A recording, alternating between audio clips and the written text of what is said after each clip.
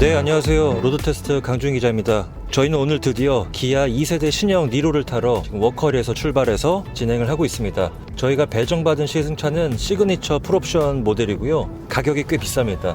풀옵션 모델 같은 경우는 3,700만 원대까지 올라가는데 구형보다 많이 비싸졌습니다. 여러분, 저는 사실 다른 차보다도 이 신형 니로에 대한 관심이 상당히 많은 상태입니다. 저희 와이프가 이제 차를 바꾸려고 하는데 마침 이제 신형 니로가 구매 목록에 하나 있습니다. 저랑 와이프가 전시장에서도 미리 좀 보고 왔어요. 니로를 관심이 많아갖고 우선 제 예상대로 첫 느낌은 굉장히 매끄럽고 좋네요. 디자인이 개선되면서 훨씬 더 호감으로 바뀐 것 같아요. 도로에서 실물을 봤을 때 훨씬 더 느낌이 괜찮더라고요. 우선 헤드램프가 이렇게 약간 각진 스타일로 나왔잖아요. 아무래도 SUV 하면은 좀 부들부들한 느낌보다는 좀 각진 스타일이 이렇게 질리지 않고 적당히 또 무게감이 있고 괜찮더라고요. 그리고 논란의 리어 디자인, 이게 사실 이유가 있는 디자인이었습니다. 이 길쭉한 세로형 테일램프 속을 보면은 가운데 구멍이 이렇게 뚫려 있거든요. 이게 보면은 지금 공력 성능을 위해서 그렇게 구멍을 뚫어 놓은 디자인이라고 합니다. 그런 구멍을 통해서 공기 와류를 더 이제 이쁘게 정리해주는 효과도 있고 연비를 높여주는데도 도움이 되겠죠. 한 8.8km 달리고 있는데요. 평균 연비가 26.1km/L가 나오고 있습니다. 교통 흐름에 맞게 어느 정도 속도도 내고 이렇게 왔는데도 연비가 생각보다 잘 나오네요. 그리고 저는 현재 개인적으로 소나타 DM8 하이브리드를 출퇴근용으로 열심히 타고 있습니다. 제가 인천 계양에서 서울 서초동까지 출퇴근을 하고 있거든요. 편도 30km인데 출퇴근할 때 연비가 20에서 21km 정도 나오고 있거든요. 근데 이 차는 지금 소나타랑 비교해서 공차 중량도 더 가볍고 차체가 컴팩트하고 같은 코스에서 제가 달려보지는 않았지만 느낌상 더 높게 나올 것 같습니다. 지금 이렇게 코스 달리고 있는데 벌써 지금 리터당 29.3까지 올라갔거든요. 제가 아까 시속 80에서 100 사이로 주행을 했을 때는 연비가 리터당 29km대까지 올라가는 모습이었는데 속도를 지금 100에서 110 정도로 올리다 보니까 22에서 23 정도로 조금 내려갔습니다. 리터당 20 이하의 연비는 그렇게 경험하기 쉽지 않으실 것 같아요. 지금 고속주행에서도 이 정도 연비면은 이제 저속에서 EV 모드가 더 많이 개입이 되다 보면은 사실 이 하이브리드라는 게 정체 구간이 나타나면 나타날수록 연비는 더 좋아지거든요. 고속에서도 소나타 하이브리드보다는 훨씬 더 잘 나오고 있고요. 투싼 하이브리드, 스포티지 하이브리드, 그 차들하고 비교해서도 큰 차이는 아니지만 한 리터당 1에서 2 정도는 조금 더 잘 나오는 것 같아요. 지금까지 75km를 달렸고 평균 연비는 21.5km/L가 나오고 있습니다.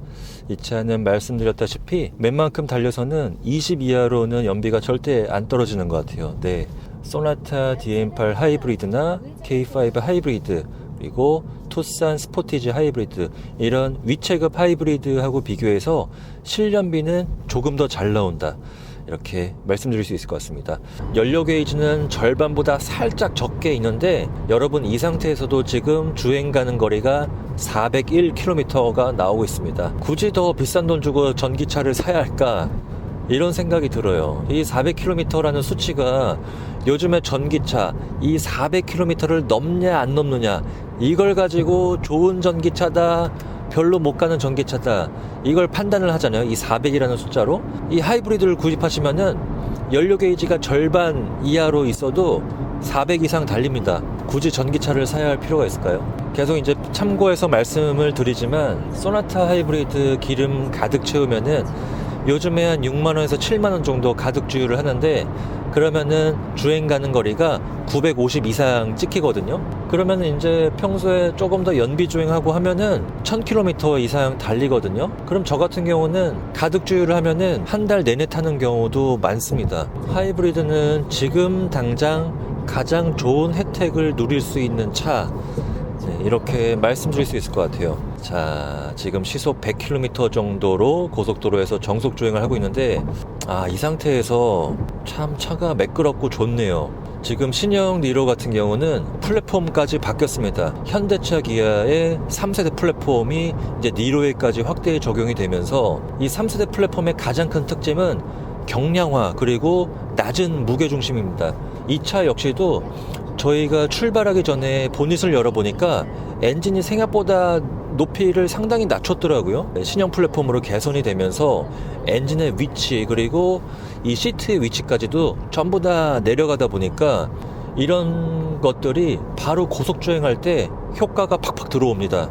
과거의 니로 그리고 과거의 국산 SUV 시속 100km 이상으로 속도를 높이게 되면은 아무래도 유럽계 SUV하고 비교해서 차가 좀 깔려서 간다는 느낌? 그런 느낌은 사실 좀 부족했던 게 사실이거든요. 지금 신형 니로는 이 변화가 확실히 체감이 됩니다. 안정감이 굉장히 많이 좋아졌네요. 다른 현대차 기아 SUV하고 비교를 해서도 이 차는 안정감이 더 좋다는 생각도 살짝은 들어요. 이유는 이 배터리가 2열 시트 하부에 자리했기 때문에 전륜구동 차임에도 불구하고 앞뒤 무게 배분 측면에서 일반적인 내연기관 SUV보다도 이 무게 배분이 더 좋거든요.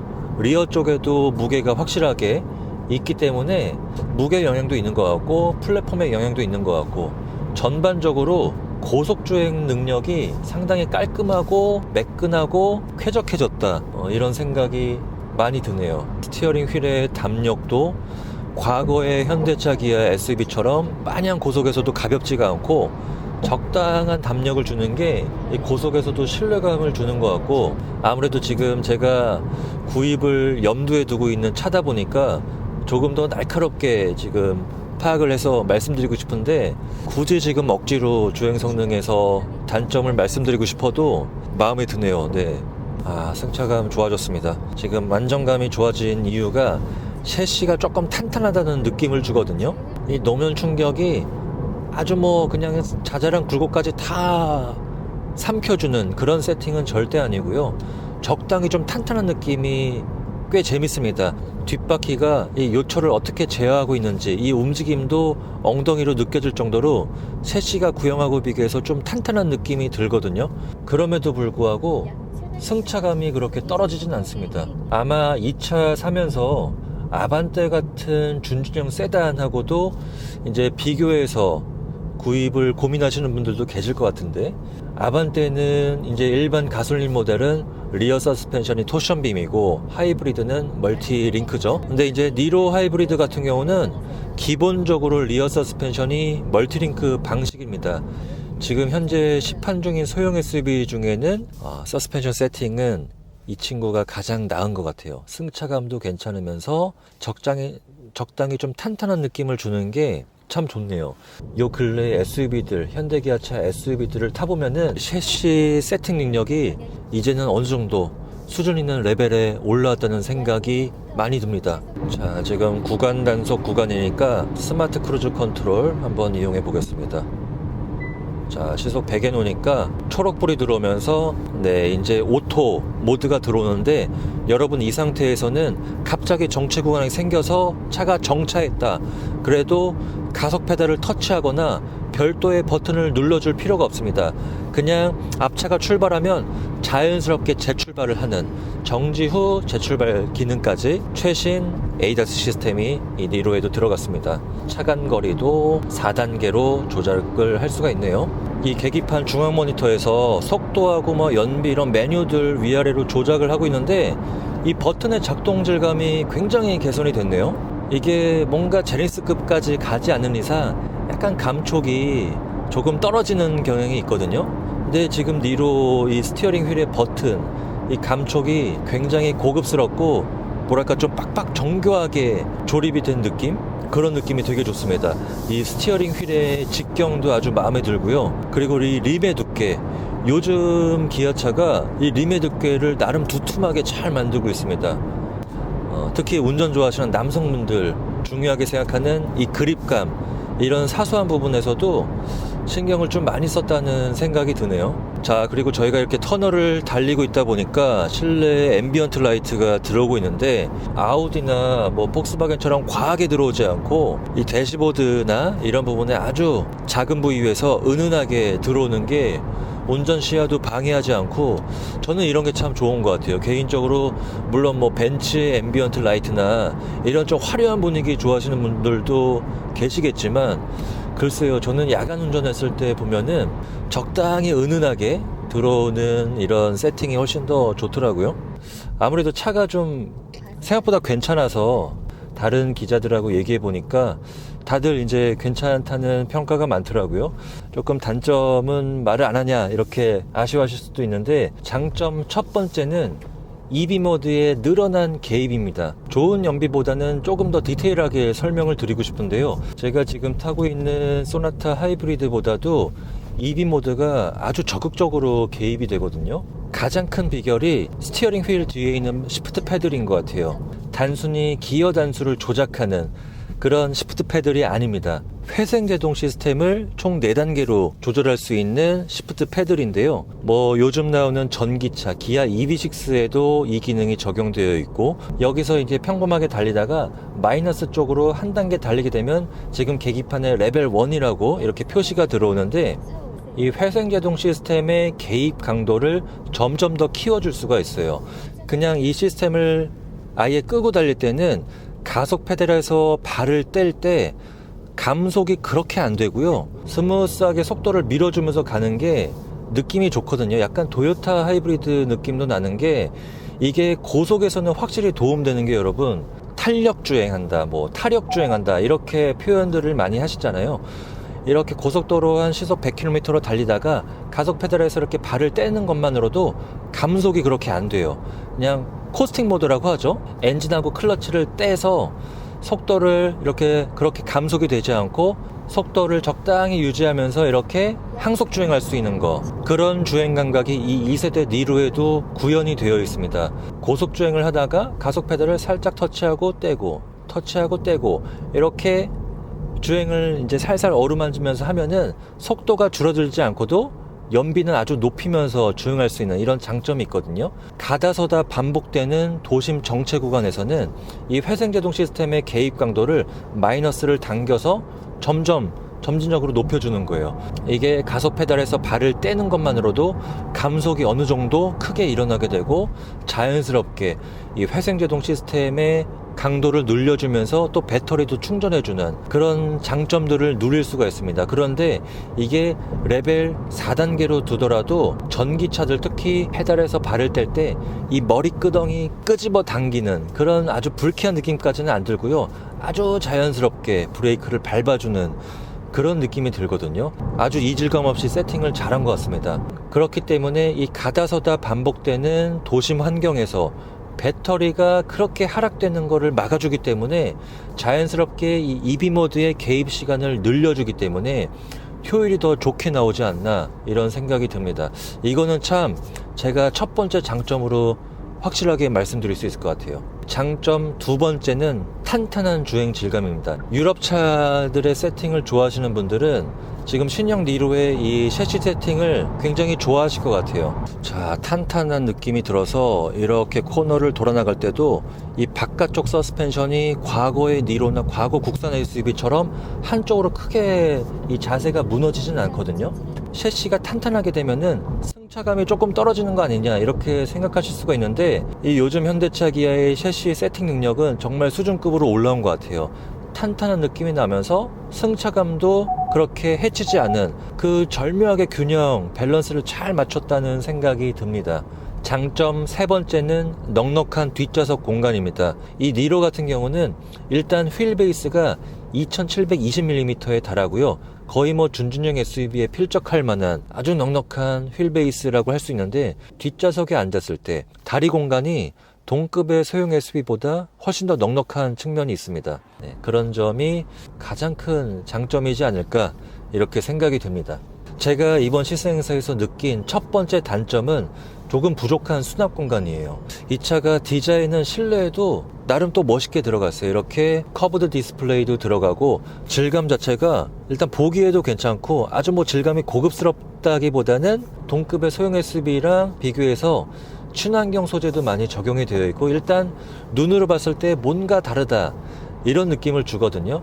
근데 이렇게 멋진 디자인에 치중한 나머지 실용적인 설계, SUV 하면은 어떤 공간의 실용성 이런 부분들이 굉장히 중요하게 고려되어야 하는데 이 니로는 그런 부분에서는 조금 좀 부족하지 않나 이런 생각이 들어요. 도어 포켓을 보시면은 물 넣을 공간이 조금 부족한 편이에요.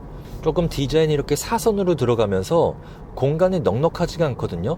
이런 부분들은 사실 셀토스가 더 나은 측면이 있다고 보여지고 조금 더 실용적으로 이런 멋진 디자인보다는 잘 안 보이는 부분에는 조금 더 실용적으로 설계했으면 어땠을까 하는 아쉬움이 들고요. 그리고 이런 부분들 지금 대시보드 사이에 이렇게 틈이 있거든요.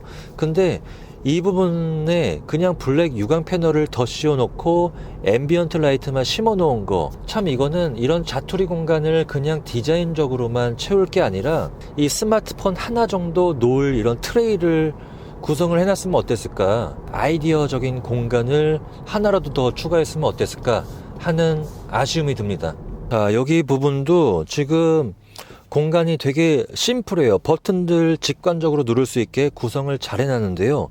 조금 면적을 너무 크게 구성을 한 게 아닌가 생각이 드는 게, 이 뒤쪽에 컵홀더 2개 마련되어 있고 이 컵홀더 젖혀서 뭐 수납 공간으로 널찍하게 활용할 수 있는 점은 좋거든요. 근데 이 컵의 위치가 조금 뒤쪽에 있는 것 같아요. 그래서 제가 지금 여기 텀블러에다가 커피를 담아왔는데 이게 조금 뒤쪽에 있는 것 같아요. 그래서 팔꿈치를 이렇게 뒤쪽으로 한 상태에서 음료를 꺼내고 마셔야 한다는 게 조금 불편하거든요. 살짝만 앞으로 당겨놨으면 어땠을까 하는 아쉬움이 있습니다. 자, 신형 니로의 단점 두 번째는 이 리어 쪽에 방향지시 등의 높이입니다. 가장자리에 세로 형태로 LED 헤드램프가 이렇게 가느다랗게 들어가면서 방향지시 등이 분리가 되어 있습니다. 방향지시 등은 별도로 범퍼 쪽에 아주 낮게 자리 잡았거든요. 어떤 디자인적인 자유도는 올라갔을 텐데, 특히 정체 구간에서 달릴 때 앞차와의 틈이 아주 밀접하게 있을 때, 그럴 때에는 이렇게 방향지시 등이 낮게 자리 잡으면은 앞차가 깜빡이를 켰는지 안 켰는지 이게 잘 안 보일 때가 있거든요. 특히 제가 약간 키가 높은 미니밴이나 SUV 또는 상용 트럭을 타고 있을 때 깜빡이를 켰는지 안 켰는지 이 시야가 사각지대에 가려져서 잘 안 보이는 경우가 있습니다. 이 차들이 깜빡이를 안 켜고 들어오는 것 같은 그런 느낌이 들 때가 있어서 디자이너 분들이 그냥 이 방향지시 등하고 통합해서 만들어주면 어떨까 하는 아쉬움은 조금 있습니다. 근데 이거는 사실 여러분 할 말은 없는 게요, 이 방향지시 등의 높이가 법규로 지정이 되어 있습니다. 승용차 같은 경우는 이 리어 쪽의 방향지시 등의 높이가 지면으로부터 최소 350mm 이상이면 되거든요. 뭐 50cm 이상, 70cm 이상 이렇게 법규가 제정이 되지 않는 이상 고치기는 어려운 부분이다, 이렇게밖에 말씀드릴 수가 없네요. 네, 마지막 단점은 조금 떨어지는 가성비입니다. 저도 이제 저희 와이프 차 이제 니로로 바꿔주고 싶어서 전 시장에 다녀왔는데요. 가격이 좀 많이 올랐더라고요. 구형하고 비교해서 200만 원 이상씩 오른 것 같던데, 근데 저희가 지금 타고 있는 시승차 같은 경우는 3,300만 원대 시그니처 트림에 옵션을 거의 다 넣은, 그래서 가격이 3,700만 원대까지 올라가거든요. 신형 투싼 하이브리드 풀옵션 모델의 가격표를 봤어요. 인스퍼레이션에다가 넣을 수 있는 모든 옵션 다 넣은 가격이 딱 3,800만 원 초반대더라고요. 니로랑 가격 차이가 66만 원밖에 안 납니다. 100만 원도 차이가 안 난다? 이러면은 굳이 니로를 살 필요가 있을까? 이런 생각이 들더라고요. 아무래도 예전에는 이 아래급 차종의 풀옵션, 그리고 상위 차종의 보통 깡통이라고 표현을 하죠. 이게 조금 비슷비슷하니까 고민을 하게 되는 측면이 있었는데, 제가 말씀드리고 싶은 부분은 절대 풀옵션은 사시길 권해드리지 않습니다. 분명히 이 신형 니로 구형하고 비교해서 굉장히 업그레이드가 많이 되고 아주 잘 만든 차인 거는 확실합니다. 그럼에도 불구하고 위급 차하고 아래급 차의 차이는 확실합니다. 네. 뭐 기존의 리뷰를 통해서 투싼 하이브리드, 스포티지 하이브리드 그 차들 상당히 잘 나왔거든요. 공간도 굉장히 넉넉해졌고요. 시스템 최고 출력이 230마력으로 거의 뭐 니로 하이브리드보다 90마력 정도 더 높은데 일단 가속할 때 힘의 차이가 확실하고요. 저는 의외였던 게 연비 차이가 아주 드라마틱하게 나지는 않습니다. 그 차들도 리터당 실연비가 20 이하로는 잘 안 떨어지거든요. 그렇기 때문에 이 니로를 거의 뭐 3,700만원대까지 풀옵션으로 사시는 거는 절대 권해드릴 수가 없고요. 저도 이제 전시장 가서 가격표를 꼼꼼히 보니까 중간 트림인 프레스티지 트림에 꼭 필요한 옵션 한두 개 정도 이렇게 추가를 해서 한 3천만원 초반대 이렇게 구입을 하시는 게 가장 합리적이고 가성비 있게 이렇게 구입하실 수 있는 가격대가 되지 않을까 이렇게 생각이 들더라고요. 자, 여러분 이렇게 해서 기아 2세대 신형 리뷰 장단점 각각 3가지씩 줄여서 말씀드렸고요. 이 니로 하이브리드와 비슷한 가격대 3천만원대 소형 SUV들 비교 시승하는 시간을 한번 가져보도록 하겠습니다.